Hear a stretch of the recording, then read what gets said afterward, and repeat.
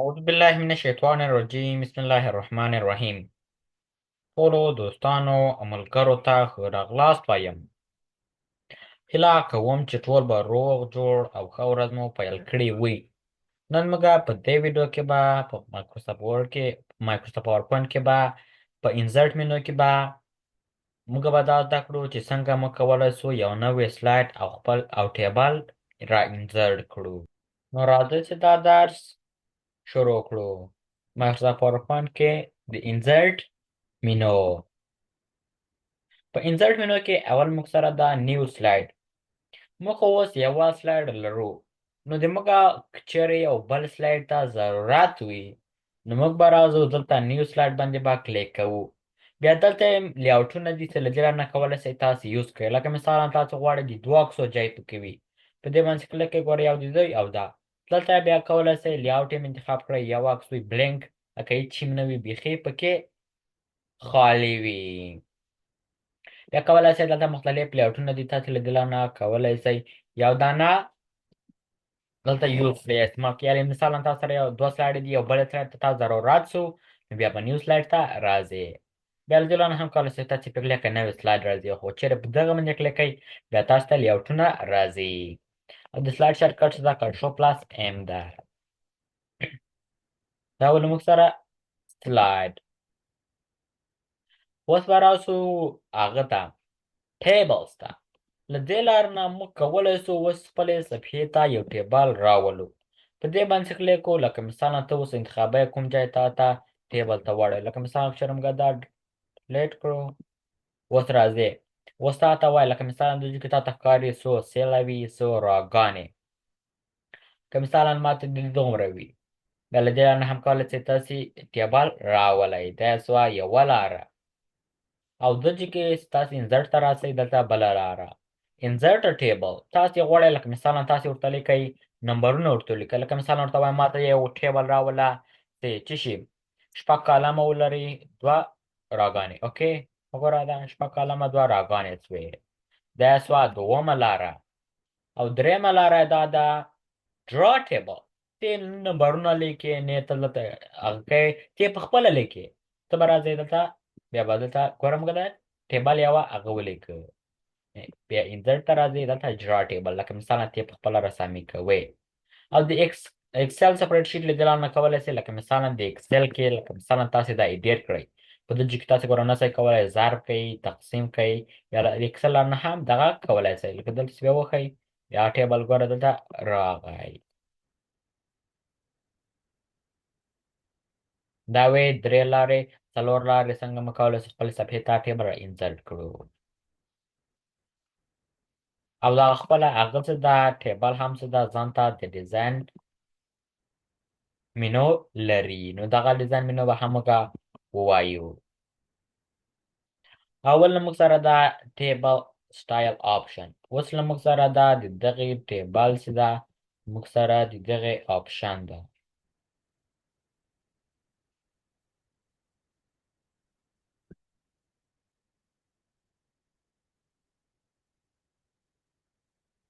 راځئ چې دا نو راځئ چې دا شروع کړو. دلته چې راسو موږ مختلف لیاوټ انتخاب کړو لکه دغه یو. اوس هیډر را دغه د عنوان را دغه د هیډر را لکه دغه څرنګې لکه مثالا تاسو ته داسې وي که نه. ګوره که چېرې دا موږ چک مارک نه وباسو وګوره نه ښکاري چې کومه هیډر را ده. ګوره ټولې سیل یو شی دي. خو ما هیډر را ته ځای ورکړو لکه یو سټایل غوندې دا آپشن ده. ته مې چې کلیک وګوره ته دا هیډر را لکه مثالا دوی چې ورته لیکې نیم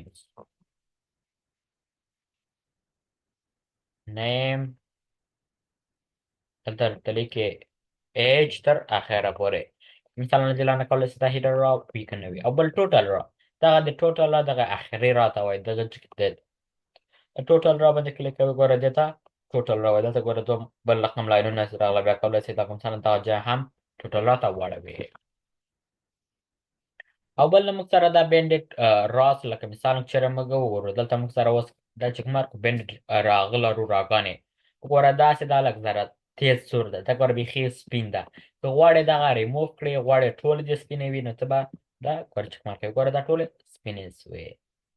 او بل موږ سره دا فرست کالم چېرې لکه مثالا دلته داسې فرست کالم تاسو ته لکه تاسې دلته یو سټایل انتخاب کړی وي که مثلا دغه یو اوس تاسې راسئ ګوره فرست کالم ګوره دلته موږ ته ښیي ده اورنج ده لکه مثلا دې سره ګوره فرق شته اوس او بل لاست کالم که دی اخري کالم چې ته دغه ستا ته ښکاره سي او بینډډ کالمز مو خورا دلته ویلې بینډډ راس اوس دلته کولی سئ کالم هم وي لکه مثلا وګوره کالمز اوس دسې سو تر اوسه راګانې وي دا ولې موږ سره د ټیبل سټایل آپشن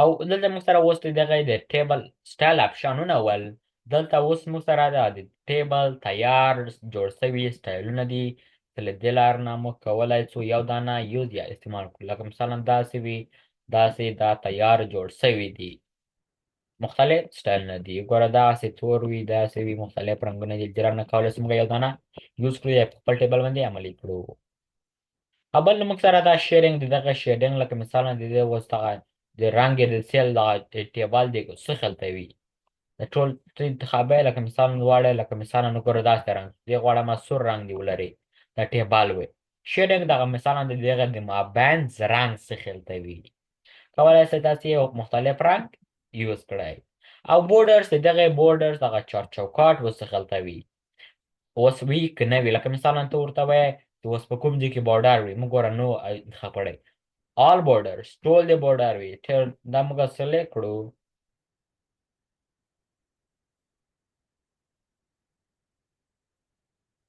all borders وګوره دا ټول بارډرز له دې لارې نه کولی شئ تاسې خپل ټیبل تاسې کولی شئ بارډر ورکړئ لکه مثلا ته غواړئ بیا دلته کولی شئ ته انتخاب کړئ دا بارډر چې ورکوي په کوم ځای کې وي چاپې خوا کې وي ښي خوا کې وي سایډ دننه وي د باندې وي عمودي وي که افقي وګوره دغسې هغه راغلی لکه مثلا ځکه چې موږ دلته ورته دا ورته انتخاب کړو لکه دا ورته انتخاب وګوره دلته راغلی چېرته ټول ټیبل انتخاب کړو نو په ټول باندې به عملی سي د دې لارې نه موږ کولی شو دغه د خپل ټیبل چې ده چوکاټ ورته ورکړو لکه مثلا بیا دلته لکه موږ چې ویلې انتخابی چې کوم ځای کې وي چاپې خوا کې ښي خوا کې لاندې یې که پاس او افیکټس له دې لارې نه کولی شي لکه مثلا د سیل افیکټس ورته راولئ لکه سوری غونته وي دغه مابینځ څخه ته ښکاره سي شاډو لاندې چاته سوری غونته وي او ریفلیکشن هم ورته راولئ وګوره دا چې موږ پورته دا ټیبل کوو ګوره دې ته ریفلیکشن وایي ګوره لږ ذره بلو رنګ غونته راغی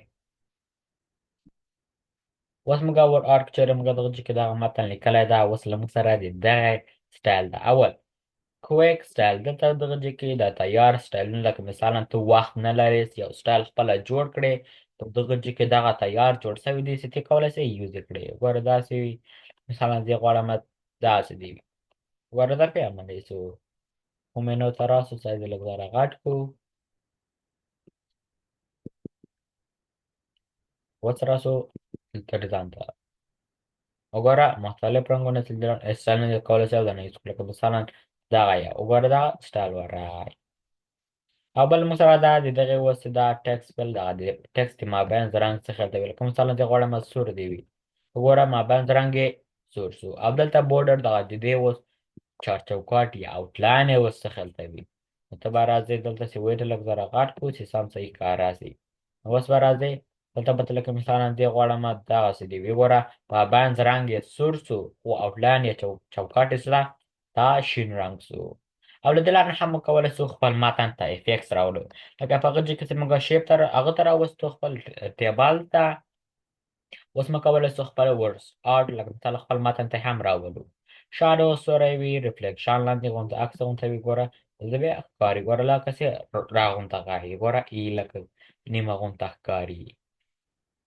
او بل ډرا بورډر له دې لارې نه کولی شي لکه مثلا دې ته بورډر اوس ډرا کړي لکه مثلا زه اوس که دا سلیکټ کړم وګوره ما ته دغه د قلم غونته هغه راځي کولی شي لکه مثلا موږ بورډر لکه یا چوکاټ ګوره ډرا کړو لکه مثلا موږ خپل لیکلی شو که مثلا دغه یو ته به راځې چې اوکې ګوره دا بورډر له دې لارې نه کولی شي لکه مثلا تاسې دغه خپله بورډر ډرا کړئ یا له دې لارې نه کولی شئ لکه مثلا غواړئ نقطې وي دغسې وي یو مختلف یا تنه یو لاین وي سټایل غونته ده بیا کولی شئ لکه مثلا دغه بورډر چې ده د دغه سایز څه خلته وي موږ اوس دا سایز یې دومره کوو چېرې موږ اوس ولیکو وګوره د دې وګوره او دا وګوره څومره فرق لري ځکه موږ یې سایز غټ کړو او پین کلر د دغه دغسې لیکې ده خو وایي د دغې رنګ لکه مثلا غواړئ چینج کړې نو پین کلرز ته به راځئ ګوره رنګ یې چینج شو.